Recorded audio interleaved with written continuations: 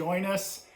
If you're watching this video, you're probably wondering what type of board a customer would have that we would not be able to repair, or if we could it potentially require other new updated parts in order for it to operate. And that's what this video is all about. First off, I'm Scott with Off Grid Stoves and More, and I want to thank you for all your support and for following along in order to help us educate you on the best stove ever made, which is the Austroflamm Integra 1 and the Rika Integra 2. So let me get right into it. Today's video is to show you two parts that are actually called prototypes. And prototypes are literally the first motherboard and user board that was released into the United States. There is a possibility that Austroflamm was brought into the United States before it was introduced to us in Oregon, which we felt as though, and we still believe that we were one of the first in order to help introduce Austroflamm to the U.S.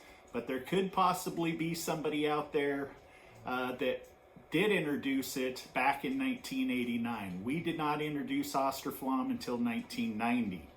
But our scenario here is, this is the first time I have had a prototype come across our desk to where I am so fascinated by it that I have to show all of you, due to the fact that if any of you open your stove up and you find what I'm about ready to show you inside of your stove, it's rather a bad thing, okay? You can see here is what 99.999% of you have out there. And on the right, this is a user board that is obsolete. And let me show you what's going on. As you can see here, here's a typical wafer board, okay, with the plug-in. That's what all of you have on your stove, unless you happen to have one of these. It's a white wafer board. This is a prototype. This is one of the first releases ever. Now, I have tape over it because the gentleman wrote his name, and I have not, I do not feel as though that I should reveal his name. So this gentleman here, as you can see, let me hold this here so that you can compare. Look at that connector. Now look at that connector, okay? See that jumper wire down there? Look at how it's all wired. If you look on the back of your user board, you have a prototype. Now, here is the oldest board I have ever seen. I am so intrigued by it that I had to take this video in order to show all of you. This is the prototype. A typical board is 7 inches long, 3.5 inches wide. The prototype, 6 inches long, 3.5 inches wide. Okay, also, as you can see, all of the copper contacts on a typical board. See the spacing, see the length? Take a look at the spacing and the length here. It will not, this board will not run on this stove's wiring harness. Okay, and plain and simple, this stove is, I hate to say it, but this stove is going to be very expensive in order to turn this stove into a usable stove. But I can tell you, as many of you realize, Austroflamm is worth keeping. Austroflamm, I have many videos showing that stoves are 35 years old, rebuilt. They're right back to new, or as close to new as possible. And they could last another 35 years as long as parts remain available. Something very interesting about this. Okay, here is an old scenario. See the fuse? Okay, no fuses on today's boards.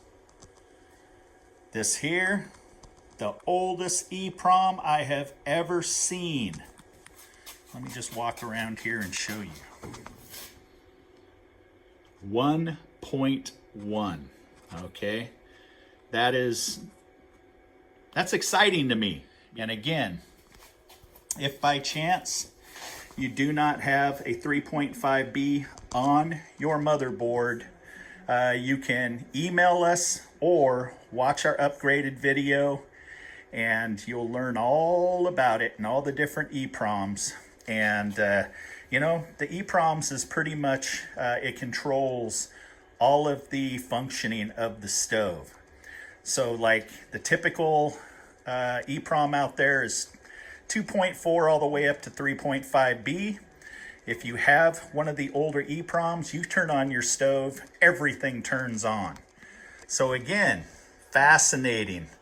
And I thought many of you out there would be very, very interested in seeing this.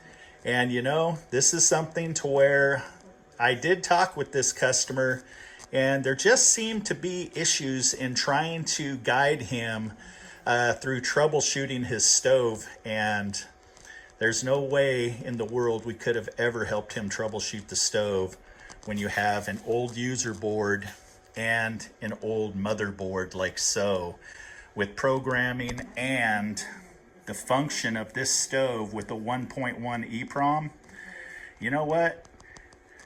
I hope he does trade it in because I want to get it running and I would like to make a video of it just to see, you know, how it works, due to the fact that this was replaced, this EEPROM was replaced before we got a hold of Austroflamm back in 1990. So, if any of you start having problems with your stove, and once you get a hold of us and we start troubleshooting, if you look inside and you see either one of these old parts, a 6 by 3.5 inch motherboard, fuse protected,